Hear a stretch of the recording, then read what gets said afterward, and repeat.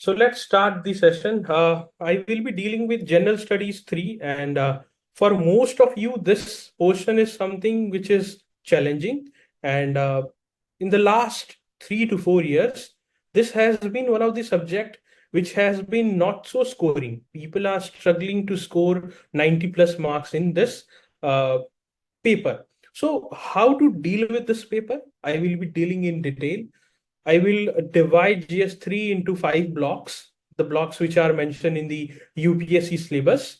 And then I will deal with what are the portions where you need to go deep, what are the portions which are difficult to handle, what should be the source, and what should be the approach as such to handle this subject with good efficiency and so that you can score good marks in it. So, first of all, let's start with the overview of the General Studies 3 paper. GS3 paper has been divided into the 5 blocks. The first block is economic development, and this block will be the most difficult. Here you will have to go a bit deep, and that's why I will deal with economic development in detail. I will bifurcate the whole syllabus of economic development, what all points, what all topics you need to cover to handle any kind of question. In GS3, this will be the topic from where the bouncers will come in 10 marks as well as 15 marks because it is vast. The second portion is agriculture, which is fairly static and easy to handle, very scoring as well. And here you need to just cover the repeated PYQ themes. I have posted a notes on agriculture. That is very good notes. You can rely on it and just complement that notes with the current affairs. The third block is science and technology, where UPSC will ask you on an average 2 questions. Sometimes they may ask 3 questions as well.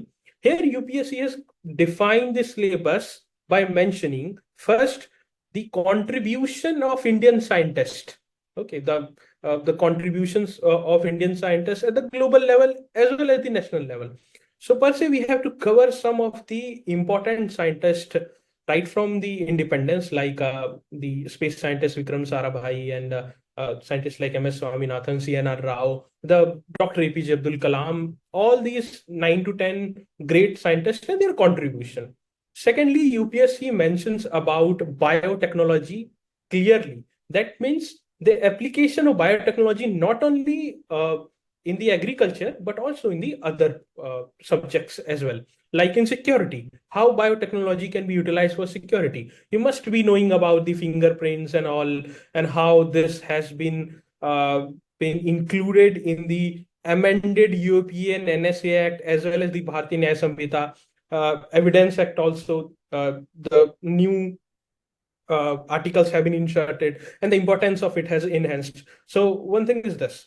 Also, the UPSC mentions about the digital technology, the technologies like AI, the technologies like Internet of Things, big data analytics, blockchain technology. They have mentioned about information technology clearly. Okay, so this you will have to cover, and they talk about the nanotechnology and robotics. So robotics has now intermixed with the artificial intelligence itself. They are going hand in hand. Okay, nanotechnology, you will need to cover the basics of nanotechnology and the applications of it and how India is faring and how India can do better. This is what you need to cover. So science and technology, again, I have posted a notes on it. That is very good notes. You can complement it with the Maze 365 by including some of the more points, some of the more topics which are relevant for the upcoming examination. This you need to do. You don't need to go behind the bulky notes. This is what UPS is asking, and this is what you have to cover. And only 2 questions will come. So we will give time allocation according to the number of questions that are being asked per subject. Then the next topic is environment. In environment, the environment has been the syllabus has been in a manner that it talks about environmental impact assessment. That is a static topic. Every second year they are asking a question on EIA. There was an amendment, so UPS is asked about the amendment. Otherwise, they will ask you a general question on the EIA. The second portion is the environmental degradation part. So all the ecosystem, whether it is the ocean, whether it is the mountain, whether it is the water stresses, whether it is the desertification, all the ecosystem, how they are degrading and what needs to be done.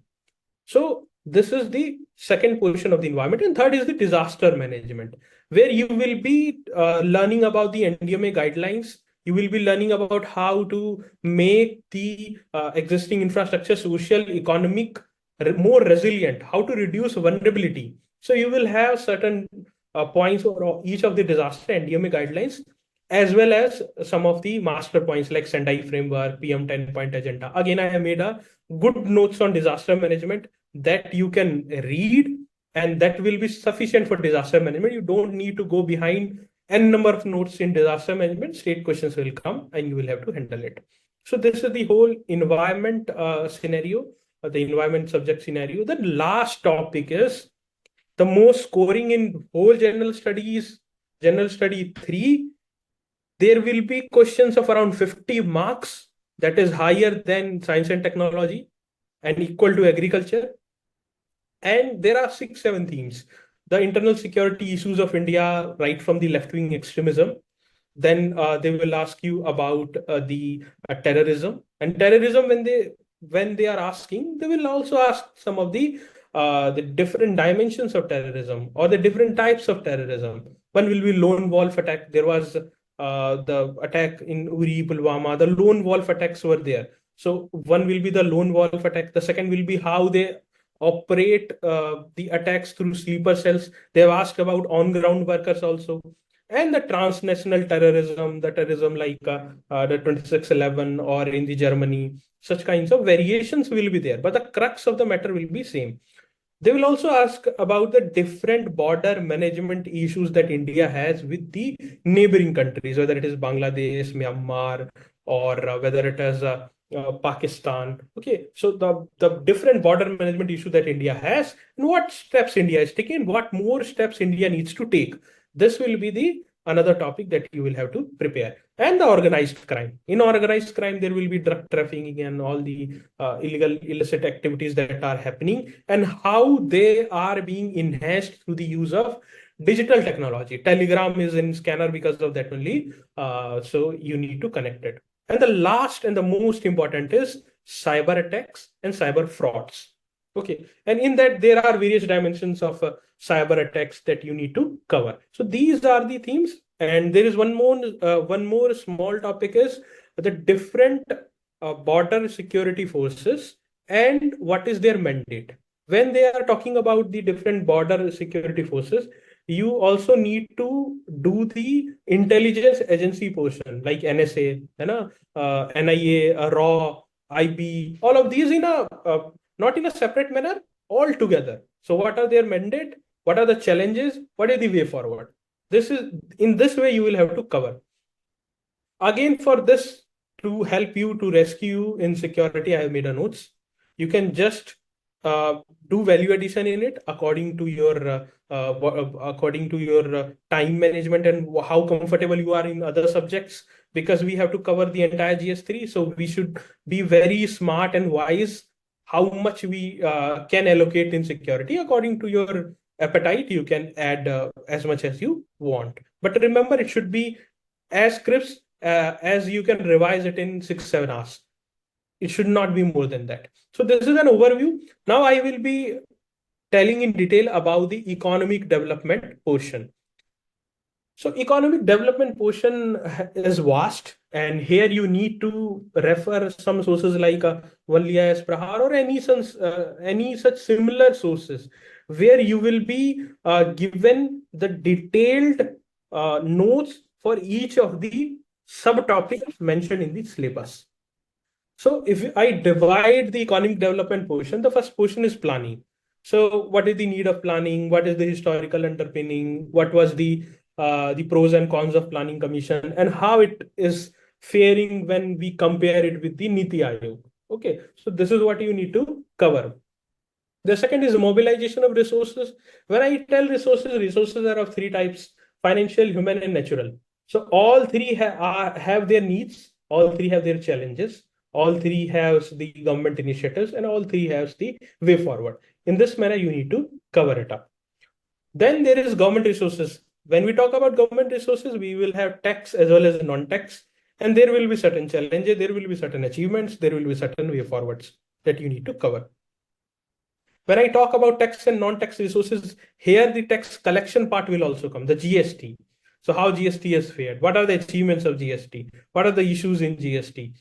So all these you need to cover. And in the direct tax also, the need of direct tax code, still it is pending since a lot of years. So you need to talk about all of these and the initiatives of government like Vivad Se Vishwas and other digitization initiatives, the faceless and all you need to discuss about.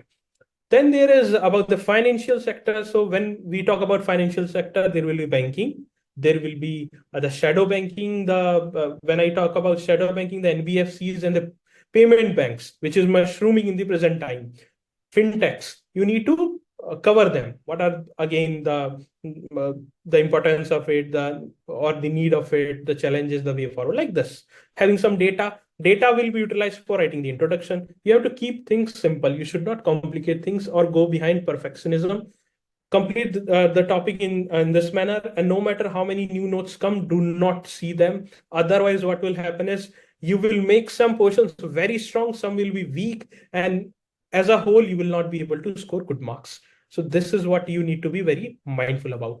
And then there is external sector. When I say external sector, then there will be again FDIs and FPIs and the needs and what is the present scenario of it. You need to talk about it. And debt management is also mentioned. So when I talk about debt management, then there will be issue of federalism vis-a-vis debt management because states are struggling in terms of debt management, in terms of ensuring fiscal deficit targets, especially states like Kerala went to the judiciary as well. So such topics are extremely important that you need to cover.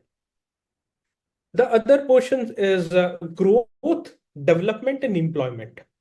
So first of all, what is growth? What is development? What are the dimensions of growth? What are the dimensions of development? What is the difference between growth and development? What are the different the dimensions of development that you need to understand? There are various strands also of development. Like one was given by the Professor Amartya Sen, human development approach. So there are many approaches which you need to just prepare a pace about it. Okay. And then the challenges that India have vis-a-vis growth versus development debate. Like India is growing at a good rate, 6%, 7% rate, but still India is facing a issue of jobless growth. So this jobless growth phenomena, why it is happening? Again, economic survey has pointed out that despite the business growing, they are not creating much employment. The agriculture sector has another issue that the disguised unemployment is there. People 45 to 50% people are working for just generating 14 to 18% of GDP. So this is the issue which India is facing.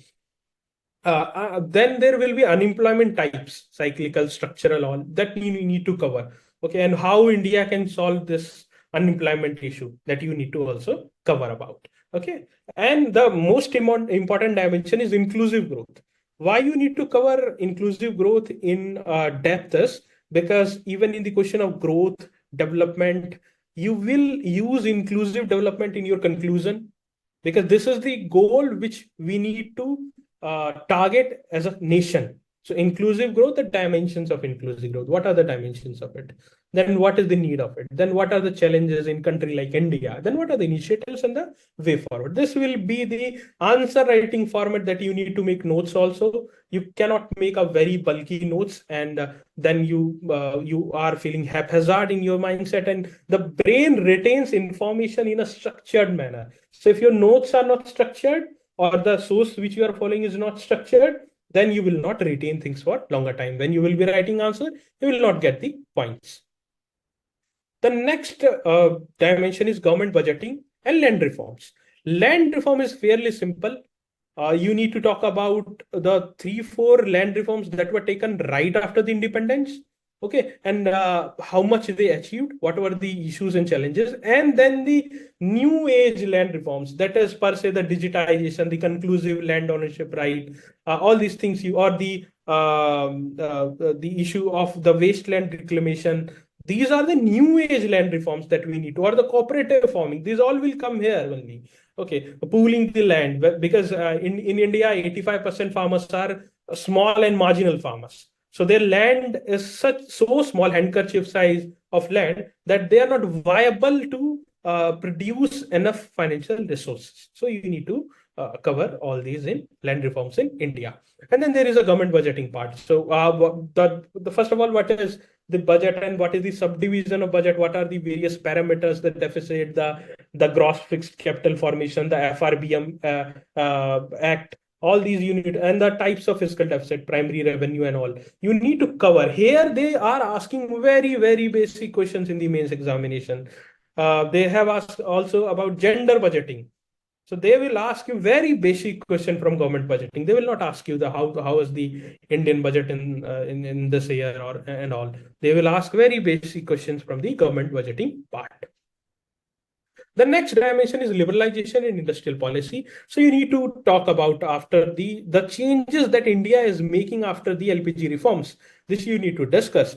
Also the impact of it on the various sectors, whether it is MSME, manufacturing sector, agriculture sector. Okay, and the new initiatives like Make in India, the special economic zones. Okay, you need to do the critical analysis of all these aspects. And when I talk about SEZ, you have committees. If I'm not wrong, the Baba Kalyani committee and all, they are there. They're ready-made things to write way forward and all. Okay, the Make in India, you can do critical analysis with the examples. Okay, so this you need to cover. Then infrastructure. Infrastructure has various pillars. There will be railways, roads, airports, ports, energy. And all you need to cover in this is the data, some of the data, the basic data about the present status, the importance of that particular sector, the challenges, the initiatives by government. If some initiative is big, like Uday was a very big initiative. So how it is faring? What are the opportunities? What are the challenges? You need to cover separately those aspects. Then in energy, we will talk about the new and renewable energy. So what are the opportunities with India? What are the challenges? What are the way forward? You need to make notes for this. Ports you will cover, roads you will cover, airports, railways in similar manner. Okay, you don't need to read a lot. Just make notes in this format.